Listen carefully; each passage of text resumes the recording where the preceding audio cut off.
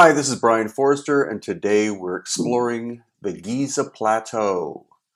This is from our April 2019 tour.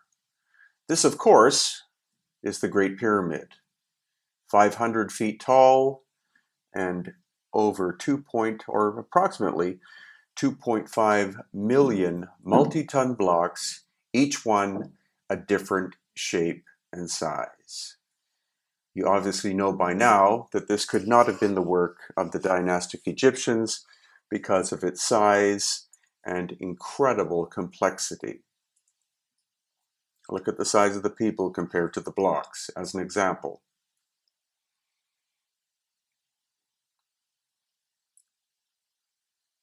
And then here, of course, is the second pyramid with the upper casing stone still in place. And there in the background is the third pyramid.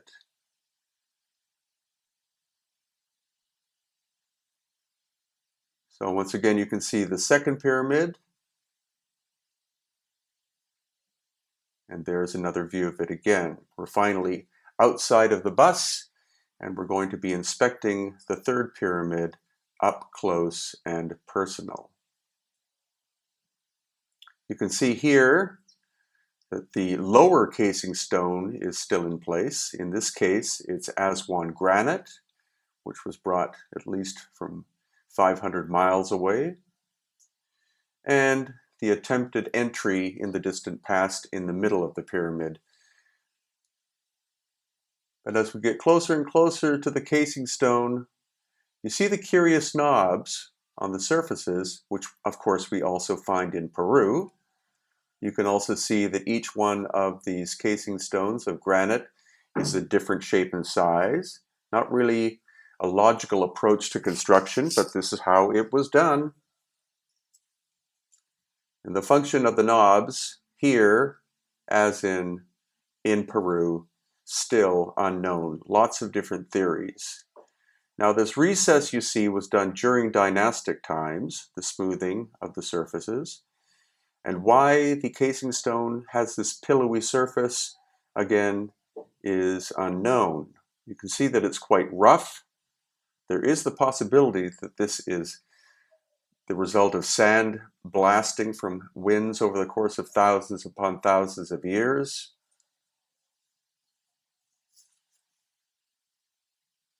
And you can see that the pillowy surfaces are much, much rougher than what we do see in Peru. And here, again, during dynastic times, how they smoothed in, cut into the surface to flatten it for some reason. Now we're outside of the Valley Temple, and this is a piece of facing granite. You can see the beautiful contours. It's actually upside down. Originally, this would have been on the top. And what's fascinating about the Valley Temple is that you have a core of limestone and then granite on the inside and the outside. Here we're walking around the outside of it, about to go inside. See the extreme weathering of the limestone core, and then these very large blocks of granite, each one a different shape and size. Once again, you see the heavy weathering of the core. I think this is clearly several thousand years old, and obviously the Valley Temple is much older than the dynastic Egyptians, which I and many other researchers have been saying for many, many years. And it's actually starting to become accepted as the norm. So now as we go inside the Valley Temple, once again you see the beautiful granite perfectly fitting together. And the floor is made of travertine, which is a type of marble or marble-like material. Now that we're inside, you can see the giant vertical pieces, and also, once again, you can see that these multi-ton blocks fit perfectly together. There has been heavy restoration done in recent times. You can see the difference between the original surfaces and the concrete repair.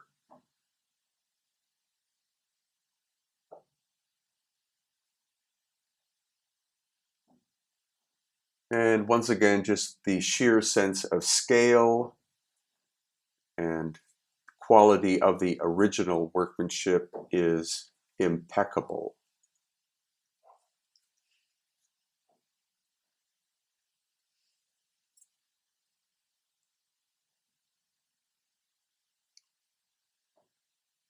Now, a trip to the Giza Plateau would not be complete, of course, without a visit to the giant monumental sculpture known as the Sphinx that has been under repair since dynastic times.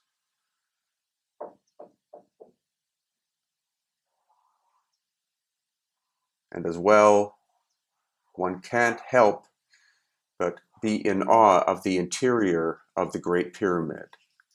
This is ascending into the Grand Gallery. And here we have the sheer scale and beautiful workmanship of the Grand Gallery. You can see the faceted surfaces. The Grand Gallery is hundreds of feet long, and it's an ominous and awesome experience to be inside the Great Pyramid. Our tour in March of 2020 will rent the interior of the Great Pyramid exclusively for our tour for 2 hours, which is what we do every time we go to the Giza Plateau. We will also be once again exploring the Osiris Shaft. So if you'd like to join our tour in March of 2020, the space is very limited, as in spaces. Now we're going to go into the King's Chamber itself. You have to bend over quite a lot.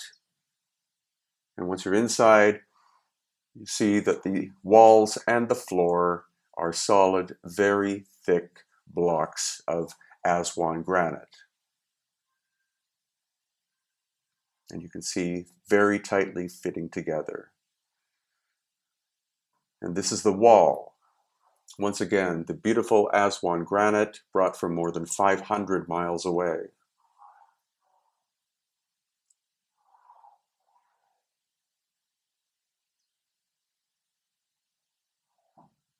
And now we're descending, once again through the Grand Gallery, of course.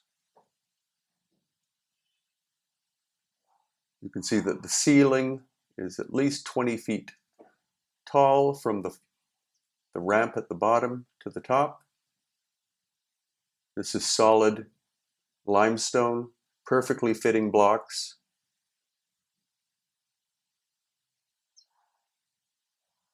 And now we're going to enter the Queen's Chamber, quote unquote. The labels Queen's Chamber and King's Chamber are false, because this, of course, and hopefully I'll never have to say it again, the Great Pyramid was not the tomb for anybody. It was a giant energetic device. So once again, beautifully polished limestone surfaces, super tight fitting.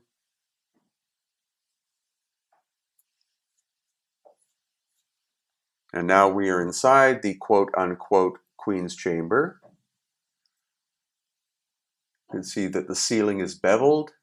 The giant limestone blocks fit perfectly together.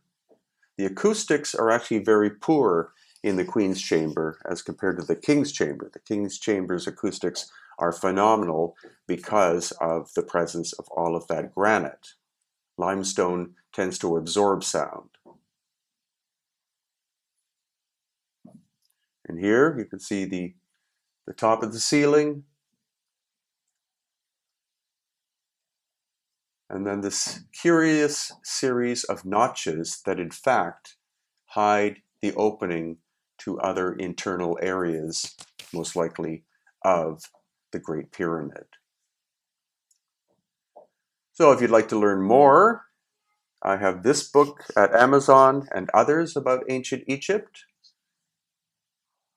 If you'd like to join us, limited spacing in March of 2020 at hiddenincatours.com.